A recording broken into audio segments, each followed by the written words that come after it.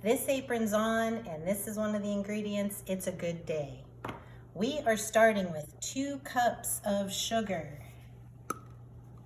To that, we are adding 3 cups of all-purpose flour. This is my favorite, favorite cake of all time. Here is that cocoa. It's 2/3 of a cup. Next is some baking powder, 2 teaspoons, 2 teaspoons of baking soda, and then 1 teaspoon of salt. We are going to whisk it all together. Now that that's blended, we have another bowl, and this is 1 cup of shortening or Crisco. To that, we are adding 2 eggs. And then some vanilla. This is going to be 4 teaspoons. Next is some buttermilk.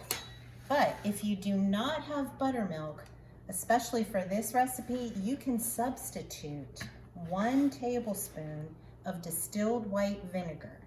And we're going to put that in this measuring cup. If I can get it. Can you see that, honey? Yeah. Okay. And then we're going to add some regular milk to it, just enough to equal 1 cup. That is so weird. I know. How do you make your own buttermilk? Well, we just did. I guess so. Okay, and that goes in. Wow. I know. Trust me, it's gonna be good. And then we mix. Next is 1 cup of boiling hot water. And we're gonna mix again. Alrighty. Does it always look like that? It does, every time. Are you sure? I'm really sure. Okay. Trust me. We're trusting you. Now we're adding our dry ingredients. That's a lot. It is. That's okay. And we're gonna mix. Okay, now we're pouring it into a 9x13 baking pan that's been greased and floured. So I guess since this is like your favorite dessert, that's why we're not doing a half recipe, huh? Absolutely. Not a chance. Okay, to the oven we go. It's preheated on 350. And this wonderful cake is going to bake for 40 to 45 minutes or till a toothpick comes out clean. All right, let's take a look. That's got to be one of the best smells. It does smell good. It does. So we are going to let this cool completely, and then we will be back to make the icing for this wonderful cake.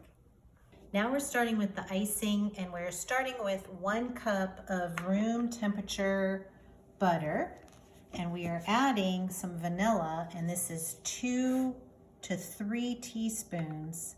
I'm actually going to do 2.5 to start.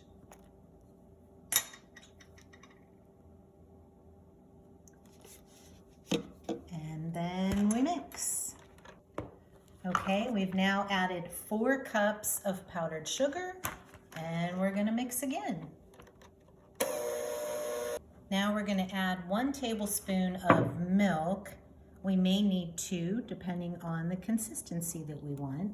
But we're going to start with 1 and move on from there. We're going to mix again. Okay, now it's the fun part. If I don't eat this all first. We're just going to start spreading this.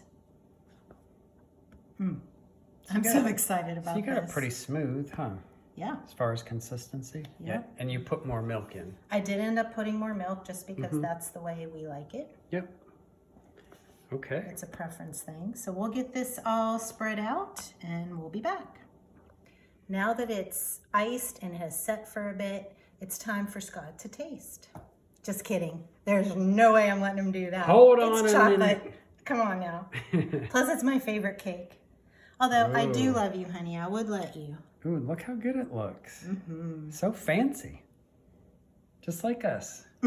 Yeah, so fancy. That's But good. I can tell you it's good already. But, you know, I should probably still try it to make sure. And I cut a smaller piece. I know to you all this looks large, but this is not a Karen size piece. Scott can attest to that. Let's see.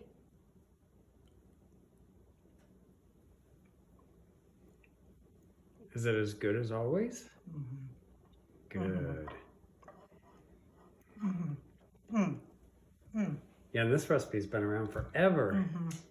Thanks to my mom. Mm-hmm. I have no idea where she got it, but thanks, Mom. Now all I need is a tall glass of cold milk to have with it. Highly, highly recommend this one. Here it is.